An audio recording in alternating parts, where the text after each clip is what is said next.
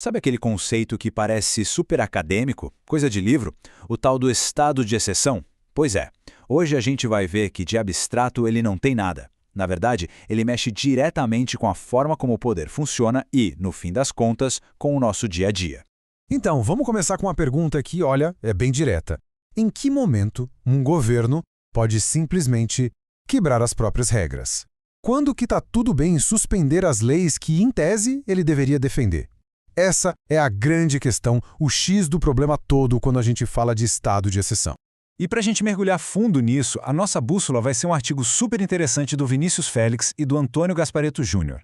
Foi publicado na revista História Unicap e o trabalho deles, sério, dá uma perspectiva muito, mas muito boa para a gente entender essa confusão toda. Olha só o nosso caminho hoje. Primeiro a gente vai entender o que é esse tal de estado de exceção. Depois vamos dar uma olhada no que uns pensadores importantes falaram sobre isso.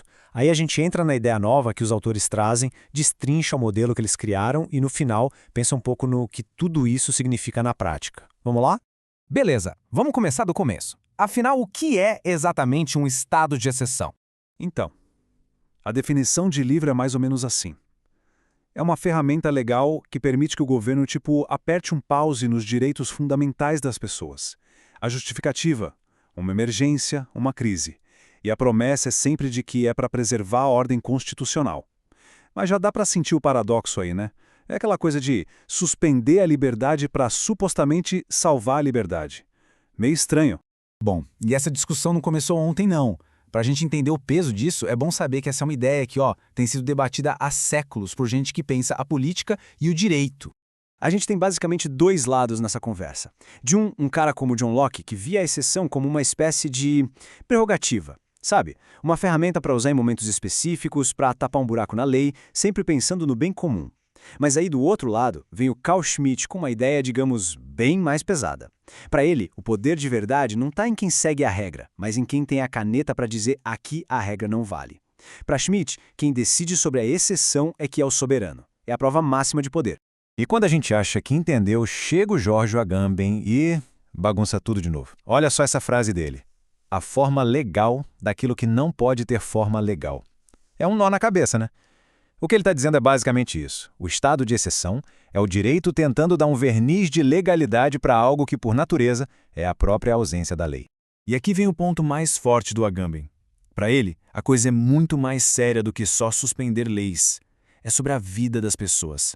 Ele diz que a exceção cria uma espécie de limbo, uma zona cinzenta, onde a lei não protege mais.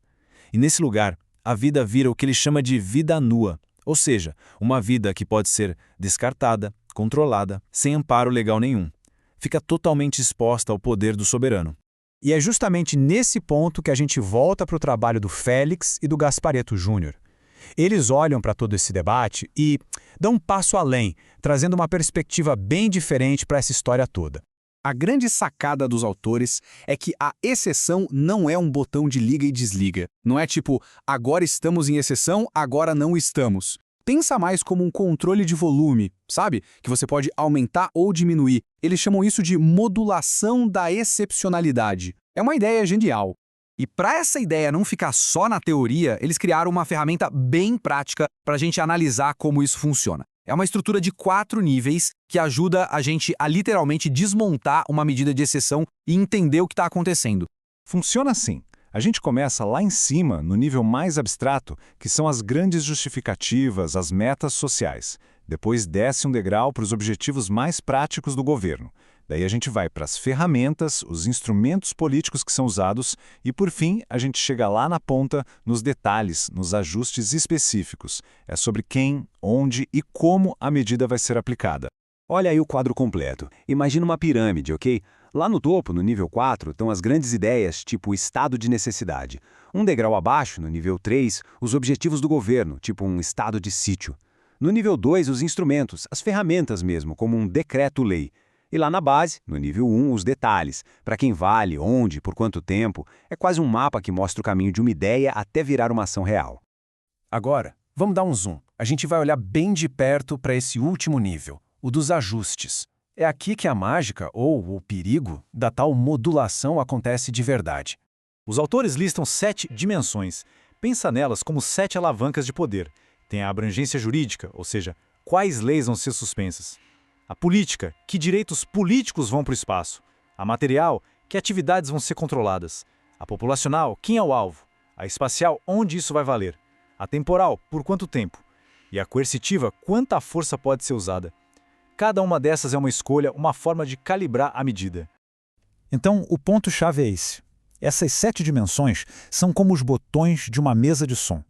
O poder pode aumentar o volume da força, mas diminuir o tempo de duração. Pode mirar só num grupo de pessoas, numa cidade específica. É essa capacidade de fazer um ajuste fino que torna a exceção uma ferramenta tão flexível e justamente por isso tão complexa e até perigosa nos dias de hoje. Ok, a gente entendeu o modelo, viu como funciona, mas e aí? Qual é a grande lição disso tudo? O que significa, na prática, poder modular a exceção desse jeito? A consequência é enorme. Porque se a exceção pode ser usada em microdoses de um jeito super específico, quase cirúrgico, ela deixa de ser aquele evento raro, aquele estado de emergência, ela vira só mais uma técnica de governo. Ela não precisa mais quebrar a normalidade para existir. Ela pode simplesmente andar em paralelo com a democracia. E aí, a linha que separa a regra da exceção começa a ficar bem borrada. E isso tudo leva a gente a uma última pergunta para ficar martelando na cabeça. Com essa ferramenta de análise que a gente acabou de ver, dá para olhar para o mundo e se questionar se a exceção pode ser modulada, ajustada, aplicada em doses tão pequenas. Será que ela um dia é realmente desligada? Ou será que ela fica sempre ali, sabe? Com o volume no mínimo, só esperando o momento certo para ser aumentada de novo?